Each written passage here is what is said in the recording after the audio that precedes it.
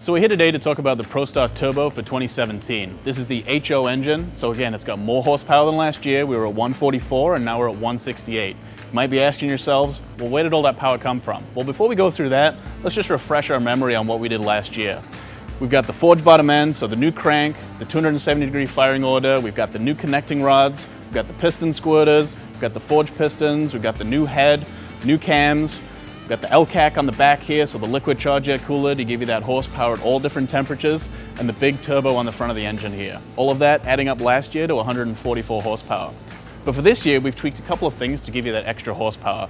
And it all starts off here in the top end of the engine. So we've got the injector, that's giving you more fuel to make that more horsepower. We've paired that with new cams, both on the exhaust and the intake, to take better advantage of that fuel coming in. And we've also got a new head gasket to deal with the compression ratio and the combustion pressures that we're dealing with in this turbo engine. Now, don't forget, with a turbo engine, you're not just getting horsepower, you're also getting torque as well. That's one of the great advantages of a turbo, is you get a big boost in torque along with that horsepower that it gives you. So it's a great story there on both aspects to help you coming both in and out of a corner. Top speed, acceleration, elasticity, all those good things. A little bit of tweaks, you get that core bottom end that you had last year, all the good stuff we gave you, and now just making it a little bit sweeter with that 168 horsepower. With the upgrade in power, we also needed to upgrade the cooling system to keep you riding all day. To start with, we have a 42% larger grill area to keep the airflow into the cores, as well as a new PWM brushless fan that starts at a lower temperature at a variable speed and then ramps up to full speed, where it's now flowing 25% more airflow than the previous year. We widened the frame tubes so we could fit in 3-inch wider radiators to give you a 20% larger engine radiator for this model year. And to prove it, we tested this vehicle all over the world in trails, desert, and multiple dune locations, including taking this vehicle to the Middle East to test it on dunes 3 times larger than Oldsmobile Hill in triple-digit temperatures.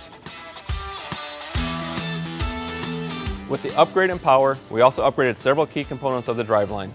Starting with the clutches, we have new weights, new helix, and a new thicker belt to handle the increased power. And to keep that clutch and belt cool, we have a new inner and outer clutch cover features to improve the airflow, as well as new intakes that are larger with screens both on the outside and the inside, as well as a foam seal to keep that sand out. That also increased airflow is keeping your belt temps 30 degrees cooler. We also added steel wear shims to the drive clutch to handle the sand that does get through. We also improved the rear half shafts for increased strength, as well as improved the front drive with larger rollers and a larger cage to handle the increased power and torque. All of these driveline upgrades are so you can use the 168 horsepower reliably and consistently all day long. RZR philosophy is always about power, suspension, and agility. For power, we have a new level performance at 168 horsepower, but all that power does nothing unless you have the suspension to handle it. We have race-inspired trailing arm rear suspension with box internal bypass shocks with 5 compression zones to handle the chop for the weekend warrior, as well as the high-speed G-outs for the high-speed racer. We also have increased the strength of our rear radius rods, which are also stronger and lighter with M12 bolts to increase the durability of the rear suspension. For handling, we still have front and rear stabilizer bars to keep you flat in the corner, and we added a 1.5 turn rack for less hand over hand and more direct control of your steering. From the all-wheel drive, we increased the durability of the front drive with new rollers and a larger cage to handle the increased power and torque going through your front drive. We have all the comfort features you'd expect from a RZR XP. We have 2 new features added. We have a new key switch with an added accessory position, so you can keep your accessories running without draining your battery, as well as a new digital display, so you can easily see your speed and your RPM running down the trail.